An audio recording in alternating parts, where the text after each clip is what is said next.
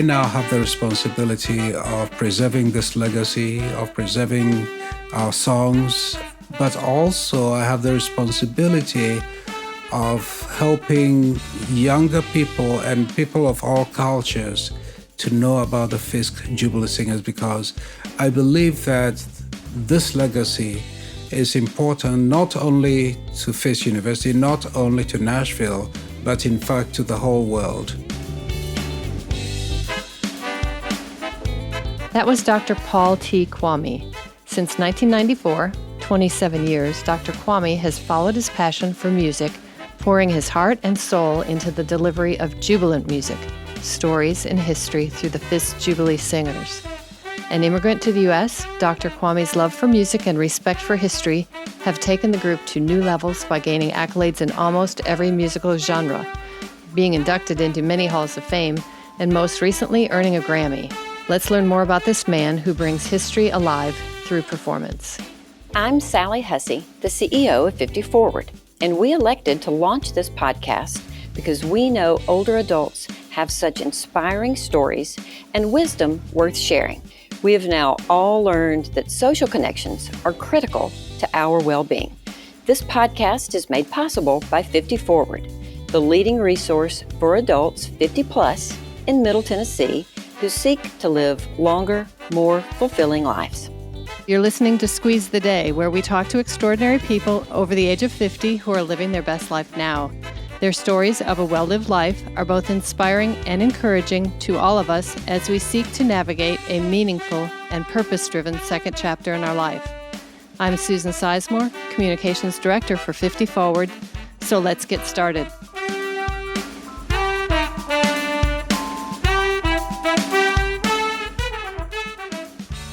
Welcome, Dr. Kwami. Tell us a bit about your roots. Thank you very much for having me here this day and for the opportunity to share about my life and my profession with all the listeners. I am originally from Ghana. I came to the United States in 1983. I came to Fisk University where I studied music, and in 1994 I became a member of the faculty here directing the Fisk Jubilee Singer since then. So as an immigrant to the U.S., what do you want others to know? About me, I want people to know that sometimes we think we can establish our own plans for our lives, but God always has a different plan for us. And it is very much so in my case, because as a student at Fisk University, I had completely different plans. I had no plan, in fact, to return to Fisk for anything, maybe to visit. But here I am, a little over 27 years now, teaching and mentoring very young children. So that's one thing I want people to know. So how did you first find your way to Nashville and to Fisk? While living in Ghana, first of all, I studied music and simply wanted to be a music teacher, following the footsteps of my father, who was my first music teacher. I was in search for a school to continue my education in the United States because I had been taught by Peace Corps when I was in Ghana. My father went to school in the state of Wisconsin in the mid-60s, and I actually came on a tour in late 70s. And so I became interested in the American educational system, wanted to continue my studies in the American educational system. It was then that I met a missionary who was affiliated with the United Church of Christ. My home church in Ghana and the United Church of Christ had a partnership. So this missionary visited Ghana, and in conversing with him, I shared my desires with him. And the only school he suggested was Fisk University. I had never heard of Fisk University, but I trusted this missionary, so I applied to Fisk University and gained admission. And that's how I got to Fisk University. So you touched briefly on your father, and I read something about your father and music and you as a young boy at church. And right. I would love for you to share that story. It just warmed my heart. Yes, we lived in a small town. It was a college town. The church was the Evangelical Presbyterian Church. My father was, I would describe him as the organist at this church. I believe I was about 14 years old when one Sunday I knew my father would be absent. I knew he was traveling, and therefore there would be no one to accompany the congregational hymn singing. So I secretly got hold of the hymn list because the pastor always sent a list to him to practice. I got hold of the list and practiced all the hymns. But then I found out that I could not at that time play the first hymn. It was in a key that was too difficult for me. So without telling anybody, not even my mother, not my brothers and sisters, I went and sat in the congregation, waiting for the congregation to sing that first hymn a cappella. So once that first hymn was sung, which was with quite a bit of struggle, I got up from the pews and just walked up to the instrument. It was one of these reed organs. My father taught me how to operate it, so I was confident that I could play the remaining hymns during the service. So I just walked up there, sat there, and played for the rest of the service. I believe I shocked everyone, but I also achieved what I really wanted to help the congregation. That was my goal. I did not want to hear them sing throughout the service without any sort of musical accompaniment. I'm wondering, what did your father say when he returned and heard what you had done? Well, I believe he was surprised that I took that step, but he was also pleased. You can also imagine a teacher who trains a student and then the student steps up to fill the teacher's position. I know he was very proud of me, and I'll always be grateful to him for teaching me everything about music. What made you join the Fisk Jubilee Singers? When I got to Fisk University, honestly, before coming to Fisk University, I had no knowledge of the Fisk Jubilee Singers. And when I came as a student, my goal was simply to focus on my studies, finish my degree program, and then move on to the next level. However, a music student encouraged me to audition when the time came for interested students to audition. I believe I went in to audition only because I wanted to give it a try. The musical director at that time was one of my favorite teachers. He was the university organist. So I just wanted to give it a try. And I'm glad I did, because after auditioning and becoming a member of the ensemble, I got to learn a lot about this wonderful legacy. And up till today, I am very, very grateful that I had an opportunity to sing as a Fisk Jubilee Singer. So let's talk a little bit about that legacy. Today, you're not only a composer, an arranger, a conductor, and professor of music at Fisk, but it's also a banner year for you and the Jubilee Singers, marking 150 years. Yes. Very briefly, the Fisk Jubilee Singers started traveling on October 6, 1871. The ensemble was formed by the first treasurer of the school, George White, and he formed this ensemble at a time when the Fisk School had run into serious financial problems and was about to be closed. He came up with the idea of forming a choral ensemble that he trained. And this choral ensemble actually was responsible for collecting songs that the slaves had sung on the plantations and transformed them by arranging them, changing them into art forms. As I said, they left Nashville on October 6, 1871, and their goal was to travel around the country singing in order to raise funds for Fisk University. They traveled all over the United States, and definitely it was not the easiest touring time because slavery had just ended. But these young men and women, 9 of them, together with their director, were successful in raising $20,000 for Fisk University during that first tour. That's a lot. Indeed. And that money was used in purchasing the land on which Fisk University stands now.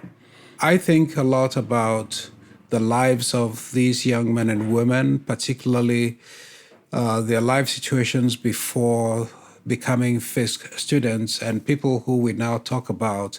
And so in celebrating our 150th anniversary, I chose to make sure that people know about them and honor them. History certainly gives us a perspective of our today and probably our future. And when I read something about the Ryman performance and how you had each of the present Jubilee singers come up and represent. So Right. Just let's talk a little bit about that. I can only imagine the Yeah. reception because it kind of was a bit of a story format to kind of put things into context for the audience. Right. There is a painting of the 1873 Fisk Jubilee Singers who traveled to Europe and raised funds that were used in building Jubilee Hall. And I believe that the beauty of that painting causes people to forget about the original 9 students, or probably even causes people not to know that there was another group of students before the 1873 group. About 3 years ago, I had an opportunity to write a document, and then I read about the life stories of those 9 young women, people like Ella Shepherd, whose mother had wanted to drown her, but a nanny came across them on the way and told Ella's mother to look up at the skies and that God had great things for her to do, that she would sing before kings and queens.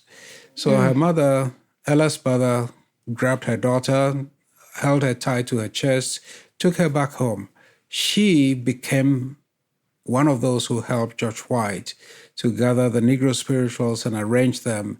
She was actually the one who took the place of George White anytime George White had to travel and set up engagements.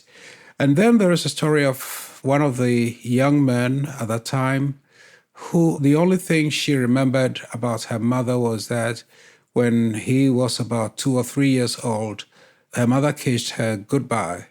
He never met his father, and then at about 2 years or 3 years old was the last time he saw his mother.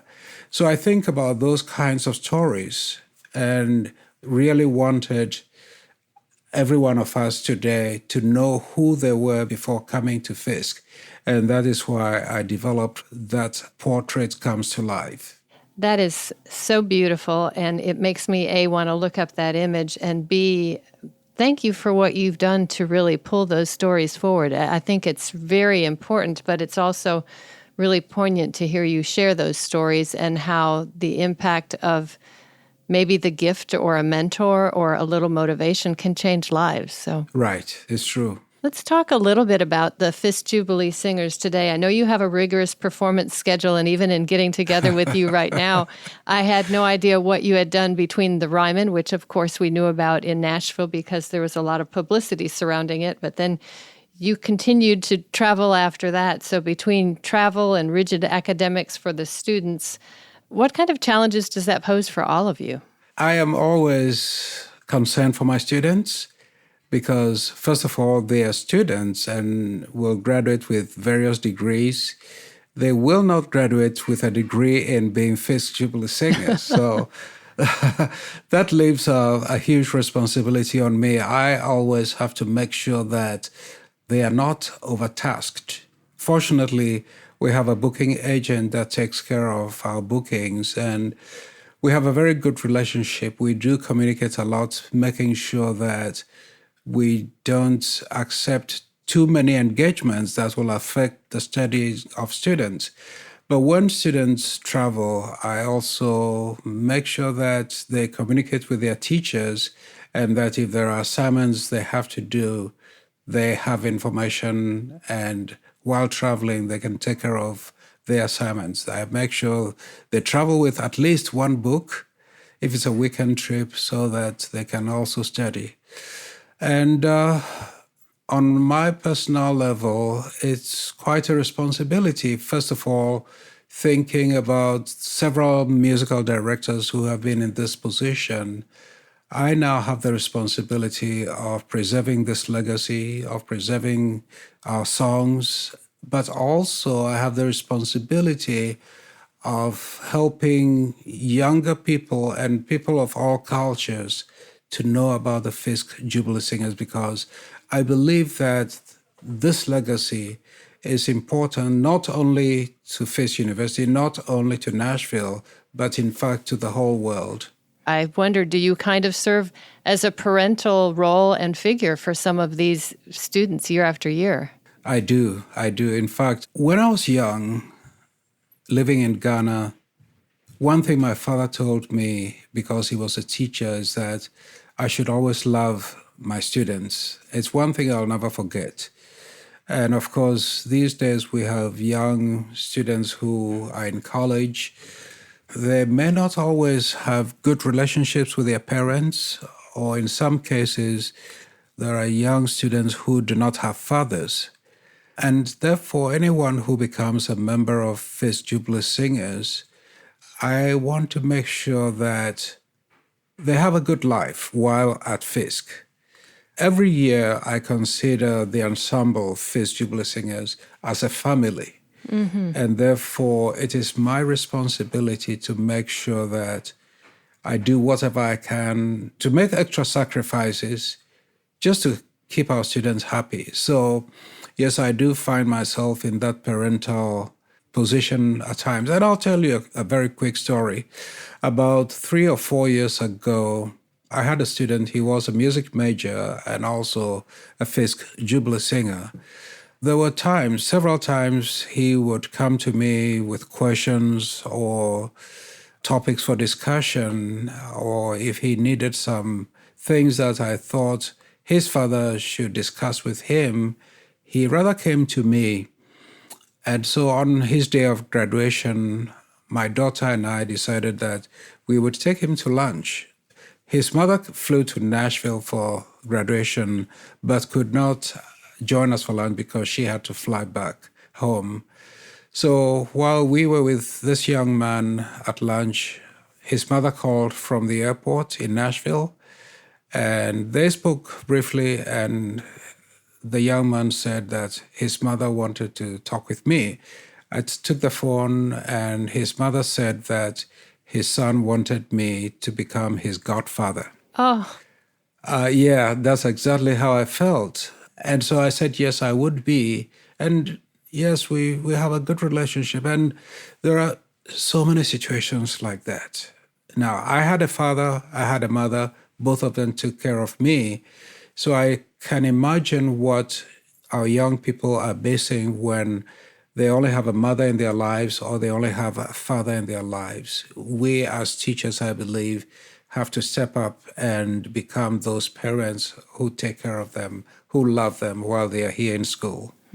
What a gift. What a gift in both directions. I'm sure the students are to you, but what a gift you are to them and to the community.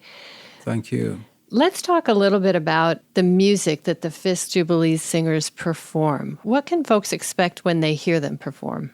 People definitely should expect to hear beautiful melodies. I stress that word because I believe that it is because of the beauty of these melodies that people still enjoy them. The melodies are there with beautiful harmonies. But also, when Fisk Jubilee Singers perform, I expect the audience to hear the messages or even to see with their eyes the messages. I use the word see the message because I train my students to grasp a good understanding of messages in each song that they sing. I tell them to get married to the songs, to be united, so united with each song that when the songs are sung, it's not just sounds and words that are coming out, but the sound must be mixed with emotions. Mm-hmm. And those emotions can only be mixed with the songs when students really grasp the meanings of the songs and develop a personal relationship with them. So when people listen to the Fisk Jubilee Singer sing, I expect them to receive whatever message is meant to be received during a performance. Speaking of messages and performance, let's talk a little bit about the genre of music that the Fisk Jubilee Singers are known for and the way that we are experiencing racial tensions now. Do you think the music and the songs they sing might serve our nation in some fashion? That's a very interesting question, and I can say that yes, the songs that the Fisk Jubilee Singers sing are able to bring healing to the nation. First of all, when the original Fisk Jubilee Singers started traveling, they were not willing to sing these songs, the Negro spirituals, because the songs were very secret to them. But when we think about the adverse situations they ran into during that first tour, and yet were able to raise so much money, I'm always able to say that the Fisk Jubilee Singers sang these songs into the hearts of even people who may not have liked them at that time. Now, we recently released an album that won a Grammy. This album was released in a time when there was a lot of unrest within the United States. But what I heard from people who listened to songs on this album was that the album was released at a very important time in the history of the United States because people felt the love and peace that the songs actually carried. And so I would say that even these days, these songs that were created by slaves still have the power and ability to minister the love and peace of God to listeners.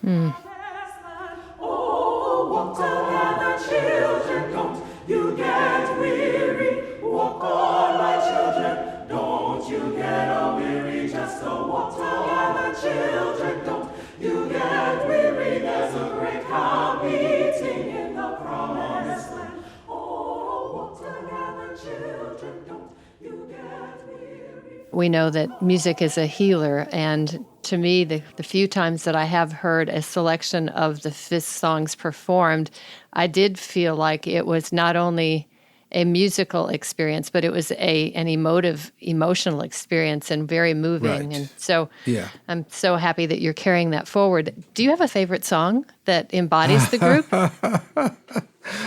Yes, I do. Quite a lot, in fact. One of my favorite spirituals is entitled God is a God. And there is a phrase in that song. I like to speak correct English, but then there's this phrase in this song which goes like this: He don't never change. Okay, for correct English speakers, we would say he never changes. Okay, but in this particular context, I don't think that he never changes would bring out the meaning of who God is. But for the fact that the composer says he don't never change really stresses who God is. And first of all, the music itself is beautiful, very beautifully written, and I enjoy singing it. I enjoy hearing my students sing it. Another of my favorite spirituals is My Lord, What a Morning, particularly arranged by H.T. Burley. It's just a beautifully written, arranged piece, rich harmonies that go with these beautiful melodies. But what I like about it is that the song is talking about My Lord, what a morning, when the stars begin to fall.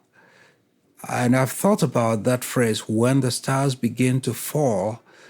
Do the stars ever fall? No, they never fall. So in teaching this song, I thought about what that would mean and came up with the idea that, well, someone is talking about early morning. The stars have been up all night, but as the sun began to rise, the stars also began to disappear. That was what was meant by the stars falling. But the beauty of the music just makes me enjoy it when I hear my students sing it. I can only imagine as a musical director or a composer as well, that there have to be some songs that just lift you up and totally transport you someplace else. So that's fun to know. Right. Under your leadership, you've already talked a little bit about the Grammy. You've won so many different awards across all musical genres, and then to win a Grammy, I just wonder if you can take us back to that moment and what you thought. Well, let me start by saying that that Sunday afternoon was a moment I'll never forget in life. I know that I was expecting us to win, but I was still a little nervous. I sat in my dining room alone. I made sure that there was nobody else in the room to be a distraction to me. So I sat and made sure also that everything technical, my laptop was working very well. And when the moment came and it was announced that the Fisk Jubilee Singers album had won the Grammy, for a moment I was lost in emotion. I didn't know whether to shout or cry. All I remember was that I knew I had only 30 seconds to give my acceptance speech, so I had to compose myself and speak. But it became a moment of thanksgiving to me. And it also became a moment when I realized again my responsibility of preserving the legacy of the Fisk Jubilee Singers. But I will always be very grateful to my students and everyone who helped us to win this Grammy. We have so many fans around the world, and I take this opportunity to say thank you. Are there other ways that the Fisk Jubilee Singers have grown under your leadership that you can think about or would like to share? I believe one is spiritual growth, which has been very easily learned to us by the songs that we sing. Because whenever we learn songs, and I believe that every choral music director will agree with me, we have to talk about the lyrics. We have to understand the language. We have to understand the messages of the songs. But yes, the lyrics of our songs lend themselves to us learning about spiritual things. And so spiritual growth is one important thing that has been developed over the years. But the other thing is helping young people to come to that point of understanding the legacy of the Fisk Jubilee Singers. We have young people who, before coming to Fisk, would listen to every other kind of music, but not to our songs, not to the Negro spirituals.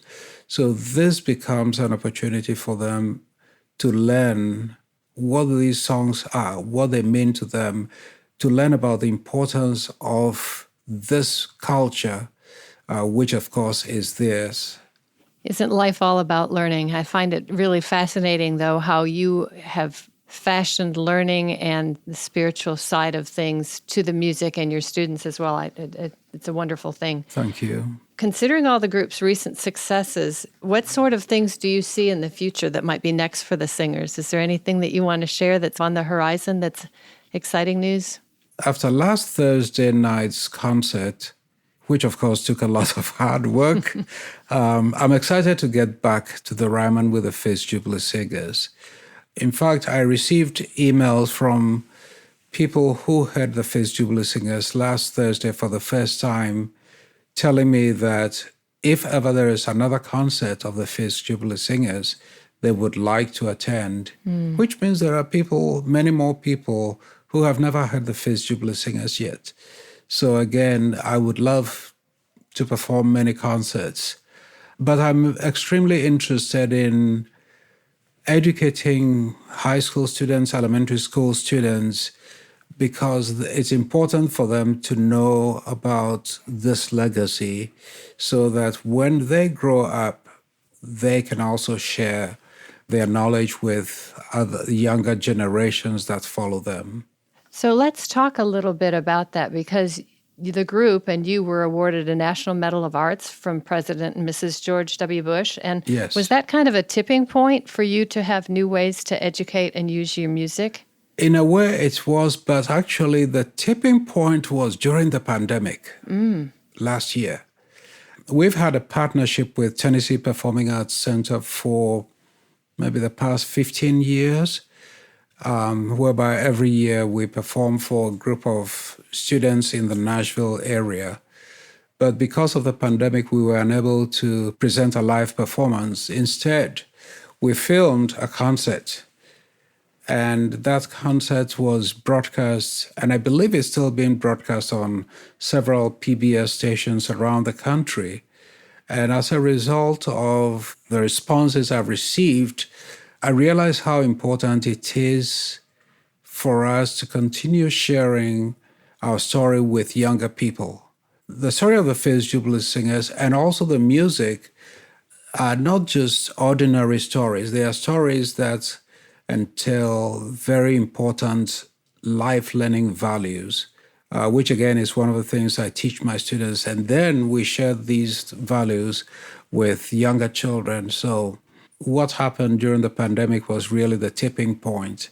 I think I happened upon a public television special, the one that you're actually mentioning, and I think I just saw it probably the last, 15 minutes of it, but it also was another opportunity for the Fisk Jubilee Singers to cross my radar, and that makes me want to go back. I will look for it, but we will try to find a way to link that to this podcast, because I think that would be a nice way for people to see that.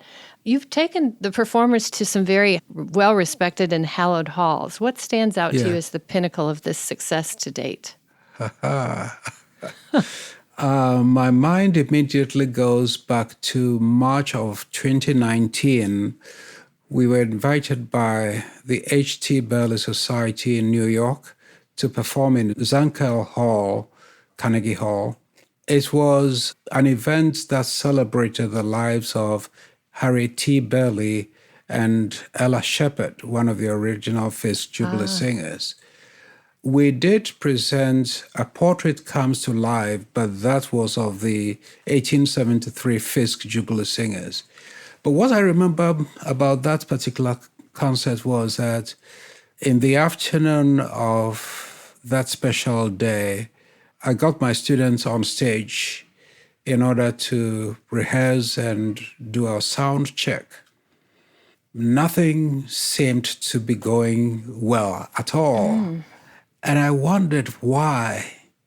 Songs that they knew and could sing very well here on our campus, they could not sing. I mean, I was hearing terrible intonation, wrong words, and I really wondered why. So I stopped the sound check and I said, everyone, go and find a place and pray. Then we will all come together and pray together before the concert. So that's what we did. And then when they got back on stage, the very first note that came out of everybody's mouth was perfect and beautiful. It was amazing. And I've had those types of moments, but that is one which comes to my mind immediately. And the rest of the concert, the night, was just wonderful. Even though, yes, I am the musical director of the ensemble, I have to say that my students performed extremely well that night. And I'm even getting emotional as I say it, but they did perform extremely well that night. Well, and a little faith will carry you a long way, but sometimes you have to find it, right, in those circumstances. Yeah. You talked quite a bit about the Ryman, and I just am curious, was there something very unique about performing and having your students perform in their hometown and also in that hallowed hall? Well, yes, a number of things. First of all, I love the intimacy of the Ryman. When you stand on stage, you feel as if you are part of the audience, even though you may be a performer. And then, of course, I like the sound. Our music is a cappella, but when the Fisk Jubilee Singers stand in there and sing, the music fills the hall, and it's a beautiful sound that we hear on stage during the performances. But I'll share this also. One of the things that attracts me to the Ryman is the staff. The Ryman staff is an amazing group of people. Whenever I've gone to them and have to prepare for our concerts, they take our concerts as though it's their personal property. And they give us so much guidance, so much help. And that is just so amazing. And it's really one of the things that draws me back to the Ryman. You can't say anything nicer about a performance venue. To have a staff that is that intimate and engaged in perfection, that's just a wonderful thing. And if you have people who care about the sound and the quality of the delivery, that's even bigger. That's true. So who would you say is the biggest mentor in your career? I would go back to my parents. It would seem as if I opened my eyes into a musical family, because as far as I can remember, my father played piano at home, would have me sit on his laps as he played tunes for us. Even though my mother was not a musician, she sang at home. But in moments when I personally sometimes did not feel like practicing the piano, for example, my mother was there to encourage me. And I look back these days and think about things that God has allowed me to achieve, and I wish my parents were alive to experience these things. Had it not been for them, I don't think that I would be in this position. So I consider them my greatest mentors. What a beautiful thing to say about your parents. And I'm sure they're very aware of your success. Speaking of parents, we ask everyone kind of at the close of our conversation, is there one piece of advice that either your parents or an older adult shared with you that at the time you thought, this is so silly, and now that phrase rings true to you as being factual or a guiding point in your life every day? Yeah, I would say what my father said to me, love your students. At that time, I did not see what he really meant. I did not understand what he really meant. But, it's one thing hearing someone give you an instruction, and it's another thing remembering that instruction, carrying out that instruction, and seeing the result. During our concert on Thursday, I had one of the biggest surprises of my life. There was a video in which several of my former students spoke to honor me. I related to what my father said to me several years ago, love your students. And I hold on to that. I would always fight for my students because I love them. I'm also curious to know, the name of this podcast is Squeeze the Day. What is it, Dr. Kwami, that you do to squeeze the day? Just be happy. Yes, just be happy. I have a former student who always says, be joyful. Yes, so... all of that, we'll gift wrap it together, and definitely that perspective can carry you through a lot of things in life. Yes. Well, I want to thank you so much for joining us today. What an amazing life of leadership we're witnessing from interviews such as yours, and it's been just such an honor to have you part of our podcast. Thank you so much. Well, thank you. Thank you very for having me today. Now we challenge everyone listening to go squeeze the day.